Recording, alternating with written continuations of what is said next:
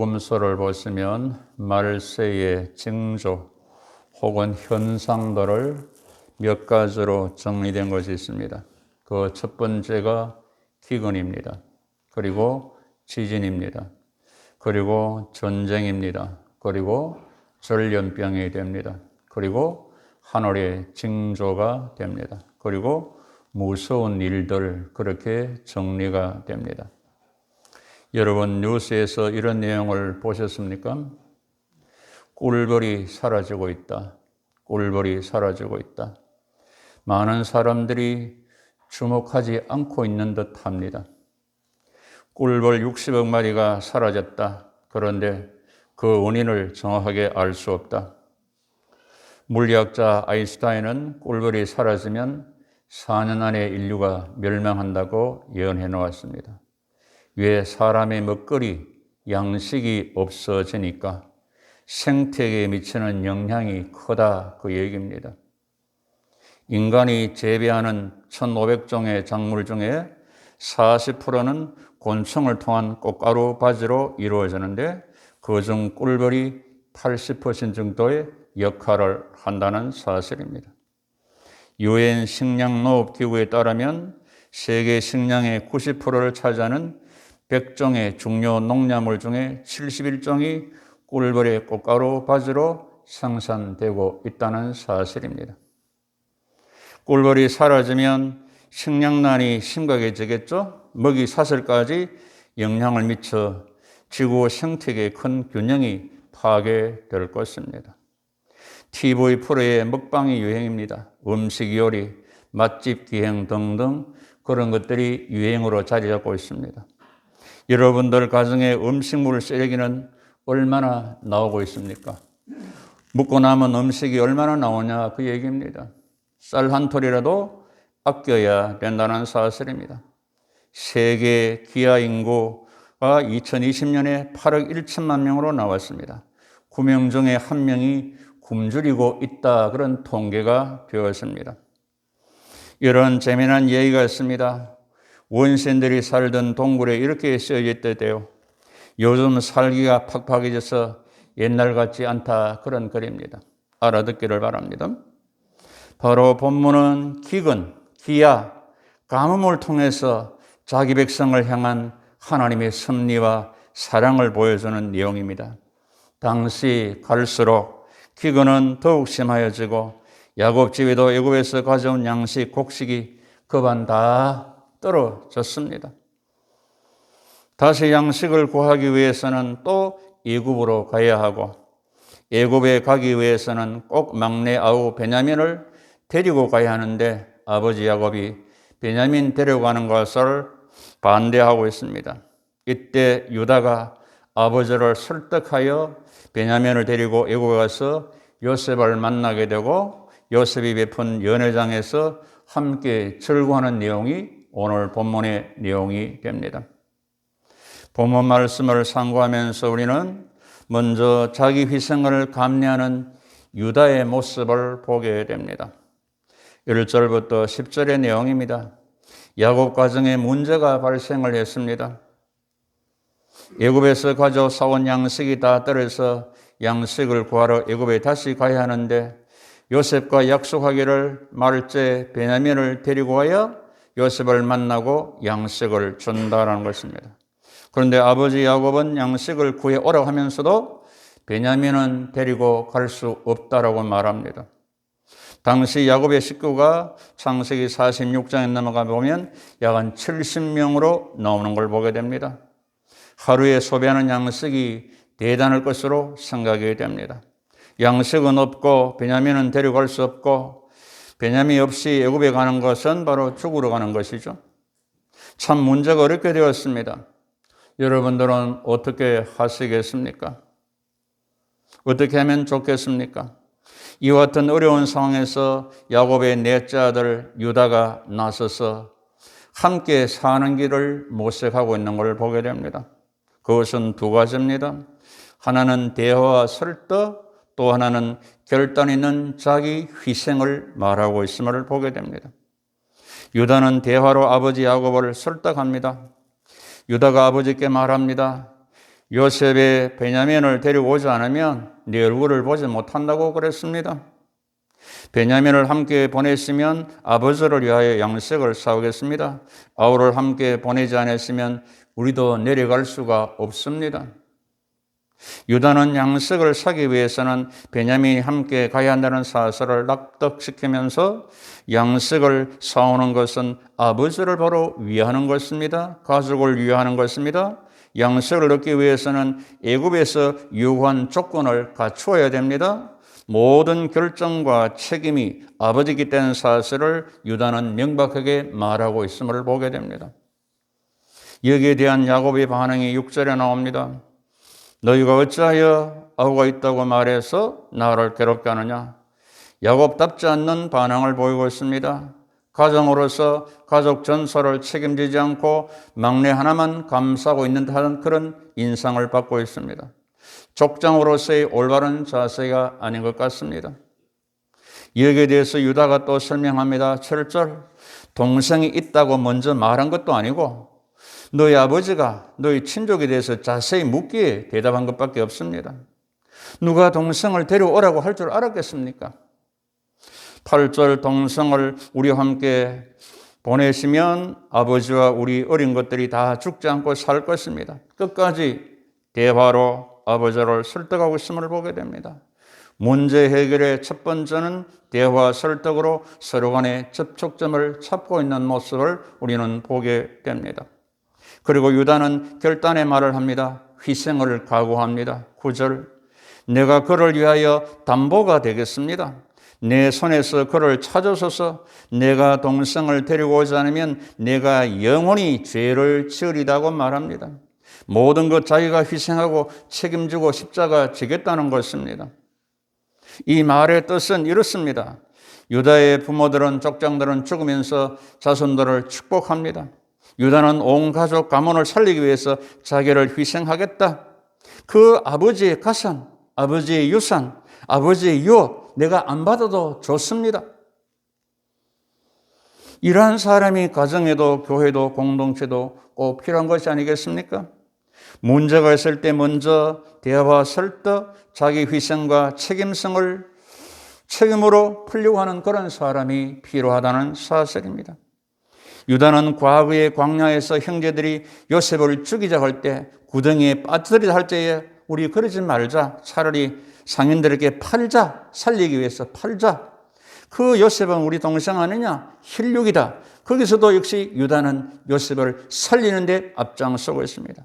이 말이 모든 형제에 동의했습니다. 형제를 발휘했습니다. 대화로 설득으로 사랑으로 문제를 해고 요셉을 살리게 되었습니다. 결국 유다는 예수의 족보에 들게 되고 창세기 44장 다음에 달을 보면 그 유다에 관한 내용이 전체 내용입니다. 가정이나 교회 공동체에서 문제가 있을 때 대화 설득으로 책임감과 희생으로 자기 권리를 포기하고 문제 풀기 서로가 살게 되는 모습을 보게 됩니다. 이렇게 유다가 설득하고 희생을 하자 야곱은 처음에는 인간적인 방법을 쓰게 되지만 결국에 결단을 하고 있는 모습을 보게 됩니다. 11절부터 15절의 내용입니다. 먼저 이렇게 해라. 이 땅에 아름다운 소산물, 유향, 꿀, 몰약, 감, 복숭아를 예물로 준비하고 돈을 갑절로 가지고 가거라. 아름다운 인간적인 방법을 쓰고 있음을 보게 되면 야곱다운 그런 인간적인 방법을 쓰고 있음을 보게 됩니다. 과거 형 에서 속이고 외삼촌 집에 있다가 돌아오면서 형 에서를 만날 때도 똑같은 작전을 썼지 않습니까? 소떼 양떼를 앞세우고 형의 환심을 살했죠. 두 떼로 나눠서 한 떼를 치면 한 떼 데리고 도망가겠다. 아주 계산적인 사람이었죠. 결국 마지막에서는 하나님을 의탁하고 야복 강가에서 기도의 씨름으로 응답받고 변화되어 이스라엘로 변화되었지 않습니까? 본문에서도 처음에는 인간 방법을 동원했지만 결국에는 믿음의 방법을 취하는 모습을 보게 됩니다. 13절 14절 아우를 데리고 가라고 허락하면서 전능하신 하나님께서 너희에게 은혜 베푸사 너희 다른 형제와 베냐민을 들어 보내게 하시기를 원하노라. 내가 자식을 잃게 되면 이르리라고 마지막 결단을 하고 있음을 보게 됩니다. 여기서 야곱은 하나님의 전능하심을 믿고 한 은혜를 바라보면서 모든 것 하나님께 맡기고 있음을 보게 됩니다. 우리가 어려운 문제 앞에서 문제만 보고 있을 것이 아니라 전능하신 하나님을 바라보면서 하나님의 은혜를 간구하고 있음을 보게 됩니다. 하나님을 신뢰하고 의탁하는 결단이 필요함을 보게 됩니다. 이름은 이루리라 결단할 때 거기에 하나님 역사가 있게 되는 것입니다. 자식을 잃으면 이루리라 쉽지 않는 결단입니다. 이것은 하나님을 전적 신뢰하고 신앙과 가족 70명을 살리는 가정의 공적 입장과 책임성을 엿볼 수 있는 그런 내용이 됩니다. 창세기 22장에서 아브라함이 100세에 얻은 자식 이삭을 제물로 드리는 믿음의 결단으로 믿음의 조상이 되고 신앙을 인정받게 되고 여호와의 이레의 복을 받은 것을 우리는 앞에서 배웠습니다. 왕후 에스더도 자기의 개인적인 부귀영화 명예 안락을 포기하고 민족을 살리기 위해서 죽으면 죽으리라고 결단을 했지 않습니까? 모세도 송아지 우상 범죄 사건으로 민족이 멸하되자 하나님께 결단합니다. 이 민족의 죄를 용서하십시오. 그렇지 않으면 생명록에서 제 이름을 지워버리 주옵소서라고 생명적인 걸고 그렇게 탄원해서 민족을 살리지 않습니까? 바울도 동족의 구원을 위해서 내 자신이 저주받아 예수께서 끊어져도 좋다고 할 정도로 그렇게 생명을 사랑했음을 보게 됩니다. 성웅 이순신 장군도 임난 중에 모함 때문에 왕의 노염을 써서 의금부에 하옥되는 날 모두 염려하니 죽고 사는 것은 천명이다. 죽게 되면 죽을 것이라고 말합니다. 또 원균이 패전 후 다시 통제사가 되었을 때 12척의 병선으로 적선 133척을 결박했는데 그때 출전하면서 부하 제관에게 이렇게 말했죠. 죽으려 하면 살고 살려고 하면 죽는다. 필생적사라고 그렇게 그걸 가지고 나갔습니다. 그 병법을 기억하면서 살 생각을 말고 싸우라고 독려했습니다. 장군의 최후를 장렬한 전사로 장식한 노량대첩을 앞두고도 전날 밤에 자정에 손을 씻고 갑판에 올라가 무릎을 꿇어 축원하되 이 원수를 못 자른다면 지금 죽어도 이한이 없겠습니다라고 했습니다. 장군은 자기 목숨을 순국의 제물로 바쳐 그 전투를 승리로 이끌었다는 사실입니다.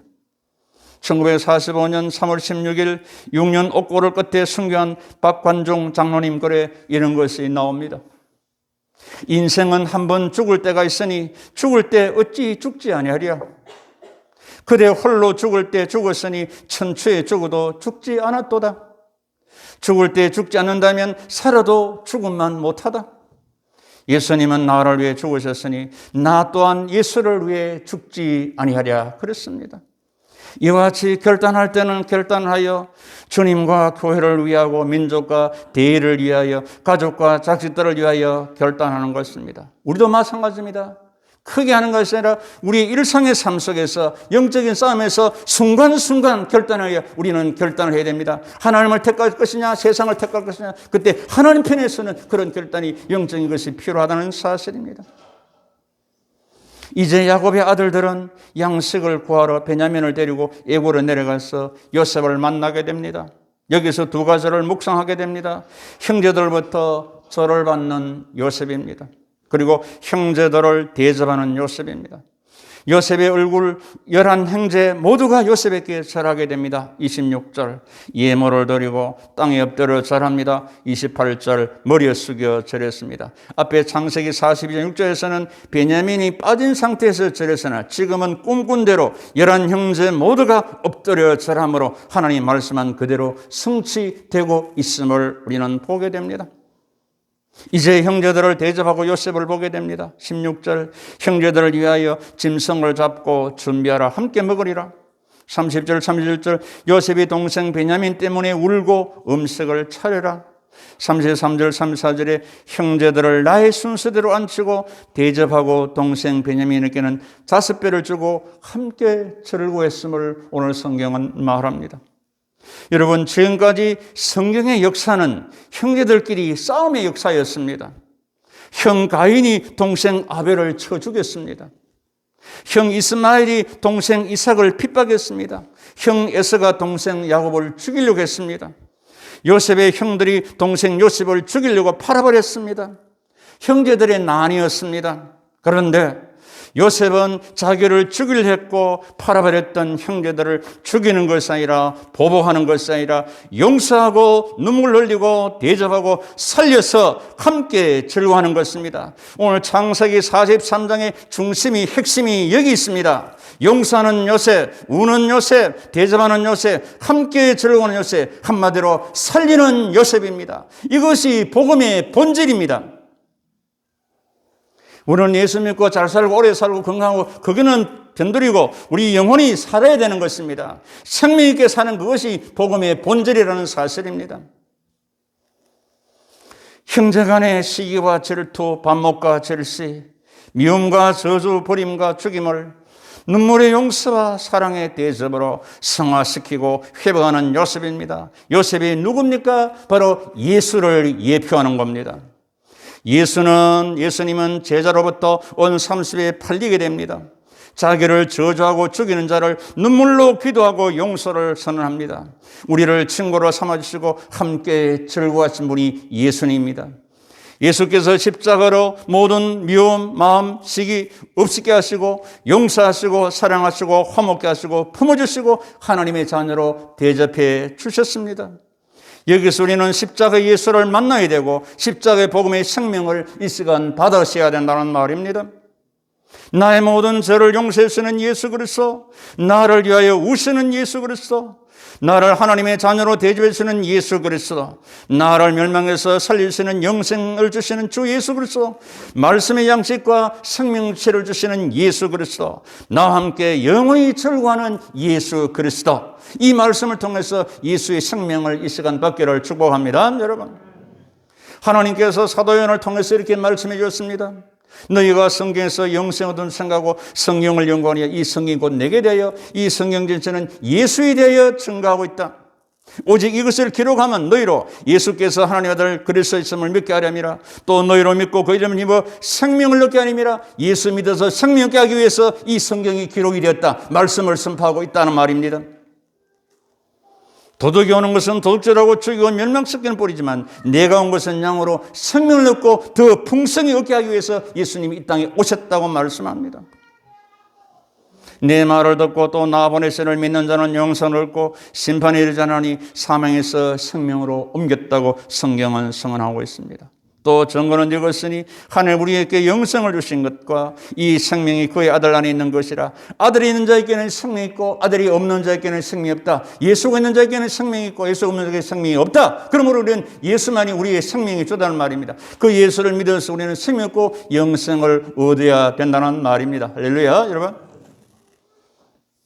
아까 찬송했습니다. 나 이제 주님의 새 생명 얻은 몸 옛것은 전하고 새 사람이로다.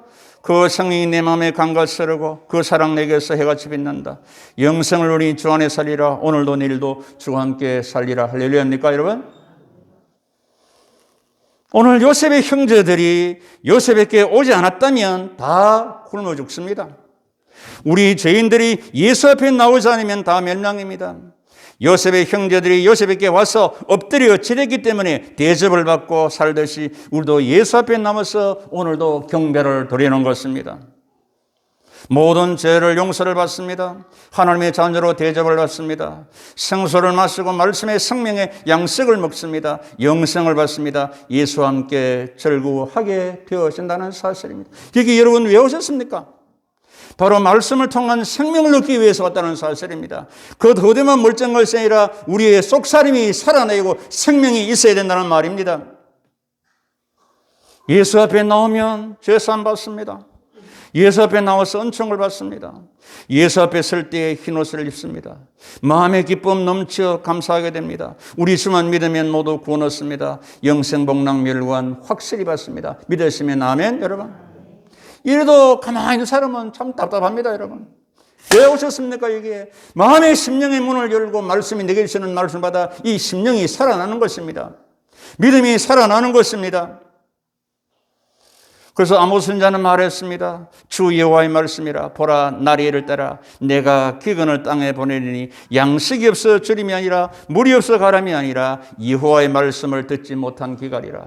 여호와의 말씀을 듣지 못한 기갈을 당하지 말아야 됩니다. 우리는 말씀의 기갈을 당하지 않고 이 시간 풍성한 말씀을 여러분의 영혼 속에 심령에 새기기를 축복합니다. 여러분, 우리는 하늘 양식으로 살아가는 사람들입니다. 영생의 말씀, 진리의 말씀으로 살아가는 사람들입니다.